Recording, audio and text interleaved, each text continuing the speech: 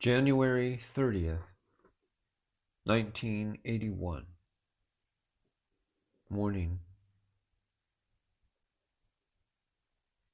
Just as a person continues going to work every day because he wants to receive his wages, so you keep coming here because you want to gain knowledge. Once you have this knowledge, there is no need for you to stay any longer. Until you get the knowledge, you don't want to leave. Nevertheless, the only ones who should stay are those who feel a great urgency to know. Maharaj sends some more people away. I do not want casual seekers to stay here anymore. The only ones who should stay now are those who have a real anxiety about progressing spiritually, those who are earnest seekers. If you are an earnest seeker, you should accept my words as the truth, or you should leave, as I do not want merely to entertain you. And what am I telling you? You are not the body. You are the conscious presence. Accept it, and you can forget it. In future, I will not be able to go into the problems of each one of you. I will simply tell you, this is false, or this is the truth. You can accept what I say, or you can leave. I don't have the capacity to accept what Maharaj has given me. If you don't think you have the capacity, then you can go elsewhere. I am not concerned with any state which is temporary. This consciousness state is not of my choosing. The sooner it goes, the better. Once it is known what is temporary and what one's original state is, no further knowledge is needed. As soon as consciousness stirred, space and time came. It has a time limit. In this space-time, everyone suffers. So why should I accept this suffering as something unique? I was always in that blissful, complete, total state. And suddenly I am in this imperfect state. Those who have apperceived my knowledge will not fall prey to the logic or spirituality expounded by others. I dare to say to any scholar who considers himself full of wisdom that when he was being born, I was watching his birth from a corner. Would you accept this? Yes. Why did consciousness arise at all? Hang on to this consciousness which has come, and it will explain why it arose without cause. No one else can explain it to you, the why and how it arose. It is the manifest consciousness which is continuously talking. I am not talking. How does the language emerge? Is it because of your efforts? If you grasp the essence of the talks which I am giving, you will illuminate the world. Those people who run about from place to place aimlessly will gather nothing. What is that you are after? Eknath, a country sage who has written wonderful poems, said, I am stung by a scorpion. What is that sting? It is the consciousness. This knowingness is the scorpion which is giving me all the pain in the form of various experiences and concepts.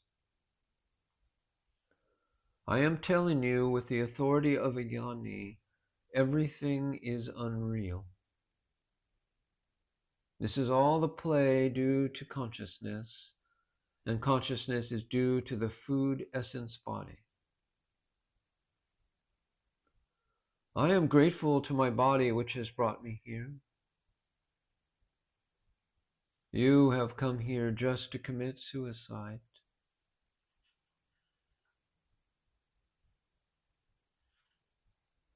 January 30th, 1981, p.m. A real spiritual seeker ponders over these things all the time. When I have no body, what am I? What is the ultimate reality? The absolute state cannot be explained by words. Words are only pointers. You are that absolute unchanging consciousness, or the knowingness, which is homogeneous and one only. When you are in that state of consciousness, it is all one, all the same. Only the expressions are different. Everything which gets consumed, exhausted, is unreal. Your knowingness will in due course be consumed, will disappear, so it cannot be real. But you can't just dismiss it. You must understand it fully.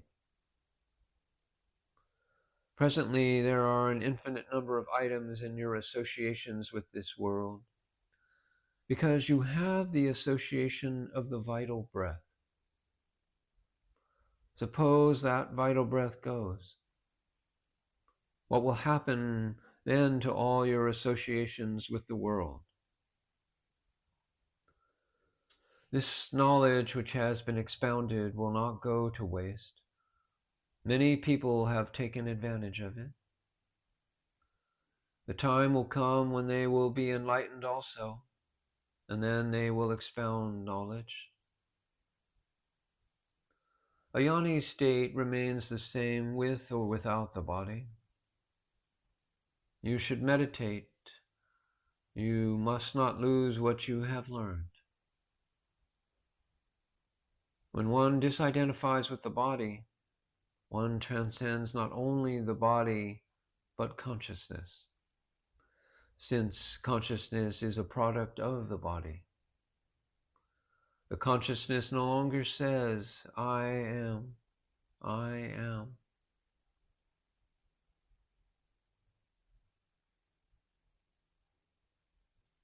January 31st, 1981. I deal with only two things. What is your identity? And what is your conviction about what you are? These questions cannot be discussed with everyone. I can speak of them only with those of you who are in earnest. There are those who have a lot of wisdom, but have not solved the riddle of I amness. Well, scientists have discovered in the last 10 years that if they don't observe the reactions of the atomic particles, the reactions remain as they are. If they do observe these reactions, there is a change. The very act of observing causes a change in that which is observed. The observer is also changing. What is being observed brings about a change in the observer. And unless that change is brought about in the observer cannot observe the object. Therefore, one can never get to the depth of spirituality. When you are cognizing something as an individual, where do you place yourself?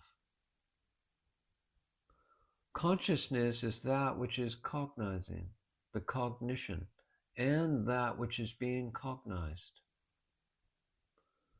You are only scratching the surface. It cannot do you any good at all.